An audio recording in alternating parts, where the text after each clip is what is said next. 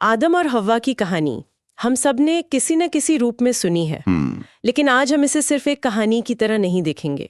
इसे इंसानियत के एक ऑपरेटिंग सिस्टम की तरह देखने वाले हैं। वाओ, ऑपरेटिंग सिस्टम, ये अच्छा तरीका है इसे देखने का। हाँ, क्योंकि हमारा जो सोर्स है, the genesis of humanity, the story of Adam and हव्वा, वो इस कहानी को ज्ञान, गलती, माफी और मकसद के गहरे नक्शे की तरह पेश करता है। बिल्कुल। तो आज हम इसी नक्शे के कुछ जरूरी मोड़ों को समझने की कोशिश करेंगे। बिल्कुल सही कहा। ये कहानी सिर्फ ये नहीं बताती कि सब कुछ शुरू कैसे हुआ, नहीं, बल्कि ये इस सवाल की परतें खुलती है कि इंसान होने का मतलब क्या है। हाँ, ये सृष्टि की कहानी है, पहली भूल की, और फिर उस भूल से सीखकर दोबारा उठ खड़े होने की एक टाइमलेस दास्तान है। तो चलिए एकदम शुरुआत से शुरू करते हैं।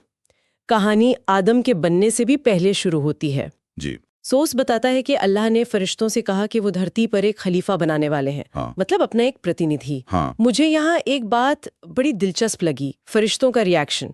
उन्होंने एक तरह से चिंता जाहिर की है ना। हाँ, उन्होंने सवाल किया कि क्या ये नई मखलूक, ये नई रचना धरती पर फसाद और खून खराबा नहीं करेगी। और ये सवाल ये बहुत अहम है।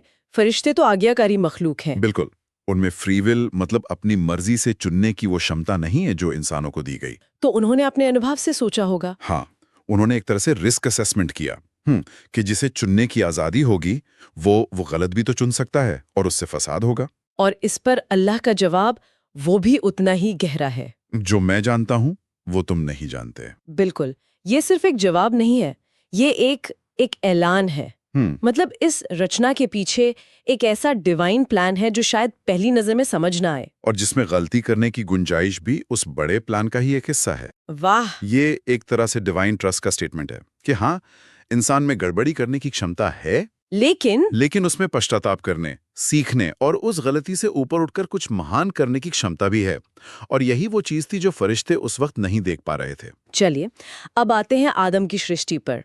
सोर्स में जो बात मुझे बहुत अच्छी लगी वो ये है कि उन्हें बनाने के लिए जो मिट्टी ली गई, हाँ, वो धरती के किसी एक कोने से नहीं, बिल्कुल, बल्कि हर हिस्से से ली गई थी। बिल्कुल। लाल, सफेद, काली, नरम, सख्त, हर तरह की। और ये सिर्फ एक पोएटिक डिटेल नहीं है। नहीं, बिल्कुल नहीं, इसका बहुत गहरा मतलब है। ये कहानी का सबसे शक्तिशाली प्रतीक है।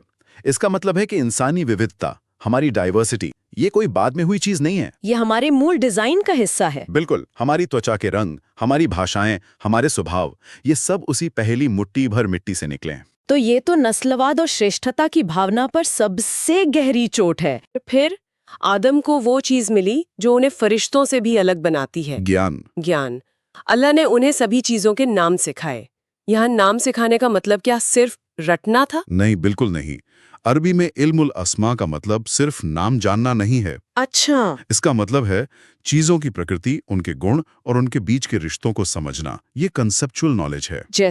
जैसे सिर्फ आग शब्द रटना नहीं, बल्कि ये समझना कि आग जलाती है, रोशनी देती है, खाना पका सकती है, लेकिन नुकसान भी कर सकती है। तो ये तल्ख करने और चीजों को कैटेगराइज करने की क्षमता है। एग्जैक्टली। तो जब फरिश्तों से ये नाम पूछे गए और वो नहीं बता पाए, जबकि आदम ने बता दिए, तो ये साबित हो गया कि इंसान की श्रेष्ठता उसकी इबादत में नहीं, बल्कि उसकी सीखने और समझने की क्षमता में है। प्रिसाइसली। और इसी बौद्धिक क्षमता के सम्मान में अल्लाह ने फरिश्तों को हुक्म दिया कि वो आदम को सजदा करें। और ये समझना बहुत जरूरी है कि ये इबादत का सजदा नहीं था। नहीं, ये सम्मान का था। एक एक्नॉलेजमेंट था कि इस नई रचना में कुछ खास है। और सबने हुक्म माना, सिवाय एक के, इब्लीस। हमारा सोर्स कहता है कि वो फरिश्ता नहीं था, बल्कि एक जिन था। हाँ, जो आग से बना था और अपनी इबादत की वजह से फरिश्तों के साथ रहता था। उसका तर्क क्या था? क्यों मना किया उसने? उसका तर्क कह सकते हैं इतिहास का पहला नस्लवादी तर्क था।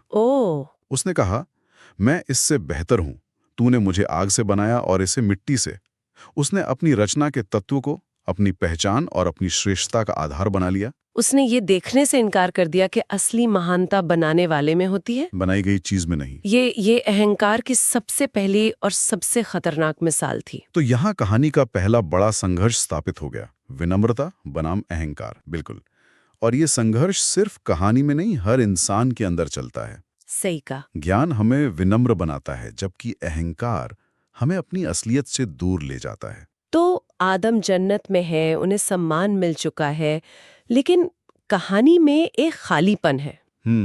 सोर्स के मुताबिक उन्हें अकेलापन महसूस होता है। हाँ, और यहीं पर हव्वा की सृष्टि होती है। और उनकी सृष्टि का तरीका भी बड़ा प्रतीकात्मक है।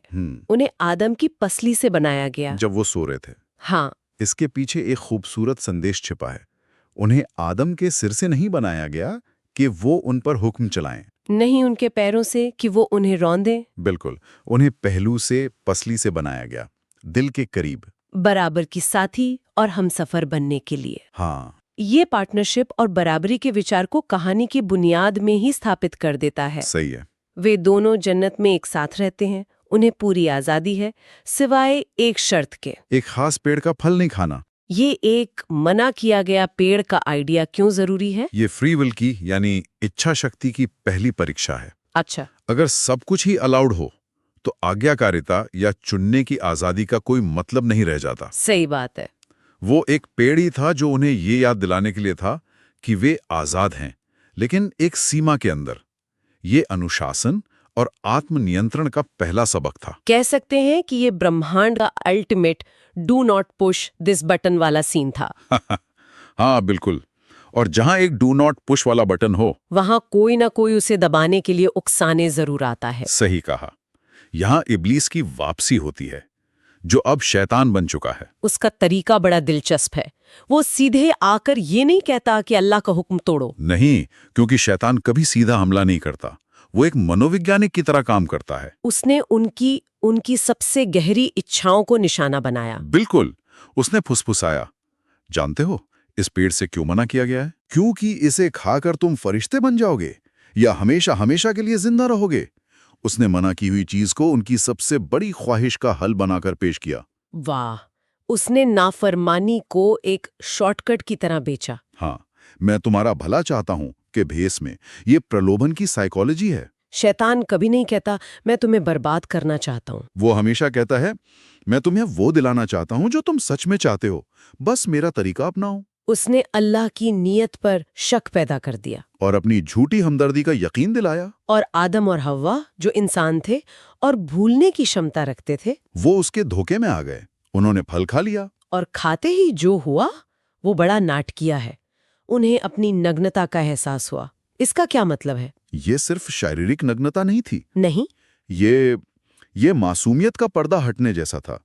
अचानक उनमें शर्म, अपराध बोध, एक दूसरे से छिपाने की भावना आ गई। वो एकता और खुलापन जो उनके रिश्ते में था वो टूट गया।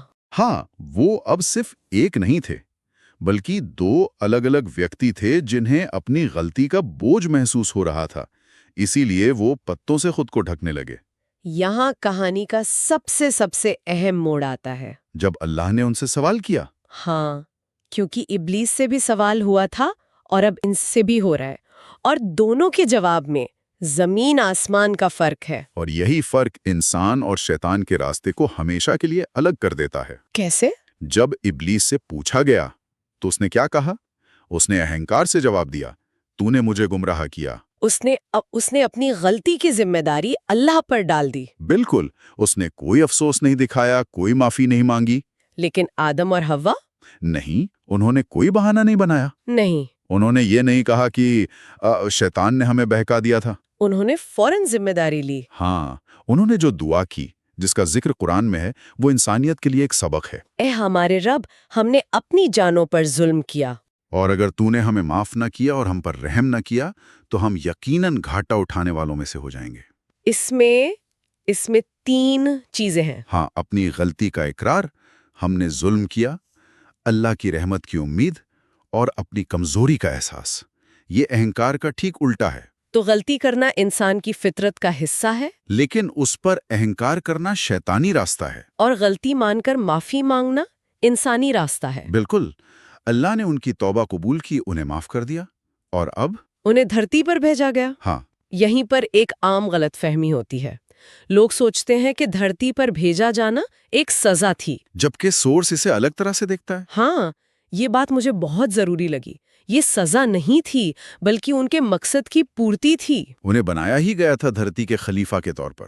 तो जन्नत एक तरह का ट्रेनिंग ग्राउंड था। Exactly, it was not a punishment, it was a deployment. वो एक ओरिएंटेशन प्रोग्राम था जहां उन्होंने अपनी सबसे बड़ी कमजोरी यानी भूलना और अपनी सबसे बड़ी ताकत यानी पछतावा को पहचाना। अब वो इस सबक के साथ अपनी असल जिम्मेदारी निभाने के लिए तैयार थे। हाँ, धरती पर एक समाज बनाने की जिम्मेदारी। और पारंपरिक कथाओं के मुताबिक वे धरती पर अलग अलग जगहों पर उतरे और सालों बाद मक्का के पास माउंट अराफात पर दोबारा मिले। अराफात का मतलब ही है पहचानना। वाओ, यहीं से पहले परिवार की शुरुआत हुई। और आदम ने पहले पैगंबर के तौर पर अपनी औलाद को वो सब सिखाया जो जिंदगी गुजारने और अल्लाह की इबादत करने के लिए जरूरी था। ये संघर्ष, मेहनत और निर्माण की शुरुआत थी।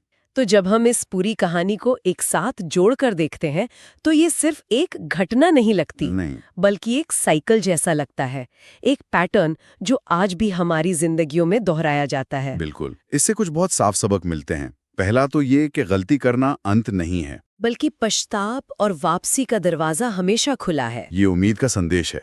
कोई कितनी भी बड़ी गलती कर दे, अगर वो सच्चे दिल से लौटता है तो उसके लिए माफी है। दूसरा सबक, इंसान का असली सम्मान उसकी दौलत या नस्ल में नहीं, बल्कि उसके ज्ञान और विवेक के सही इस्तेमाल में है। सही। और गलत को समझने की क्षमता ही हमें खास बनाती है। और तीसरा, हमें अपने असली दुश्मन को पहचानना होगा। और वो दुश्मन सिर्फ बाहर नहीं है, सबसे बड़ा दुश्मन हमारे अंदर का अहंकार है, जो हमें अपनी गलती मानने से रोकता है। बिल्कुल। शैतान तो सिर्फ इस अंदरूनी दुश्मन को हवा देता है। और शायद सबसे बड़ा सबक, हमारा यहाँ धरती पर होना एक हादसा या सजा नहीं है। नहीं है, हमारा एक मकसद है। हमें यहाँ एक प्रबंधक के तौर पर भेजा गया है, इस दुनिया को बेहतर बनाने के लिए। सही कहा।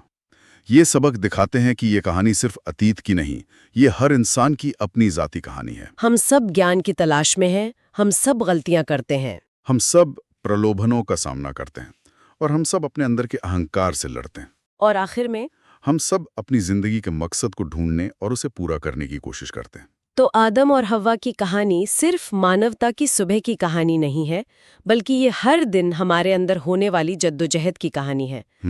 ये हमें याद दिलाती है कि गिरना उतना अहम नहीं है जितना गिरकर, अपनी गलती मानकर और एक नए इरादे के साथ दोबारा उठ खड़ा होना है। बिल्कुल। और ये कहानी हमें एक बहुत जरूरी सवाल पर लाकर छोड़ देती है। क्या? आदम और हव्वा ने अपनी गलती से सबक सीखा और एक नई शुरुआत की, लेकिन क्या उनकी औलाद उस सबक को याद रख पाई? उनके बच्चों काबिल और हाबिल के साथ। हाँ, केन एंड अबील। उनके साथ धरती पर इंसानी रिश्तों का एक नया और ज्यादा जटिल अध्याय शुरू होता है। और ये सोचने पर मजबूर करता है कि जब जन्नत की परीक्षा खत्म हुई और धरती की असली परीक्षा शुरू हुई, तो ईर्ष्या, त्याग और भाईचारे जैसे भावों ने इंसानियत की कहानी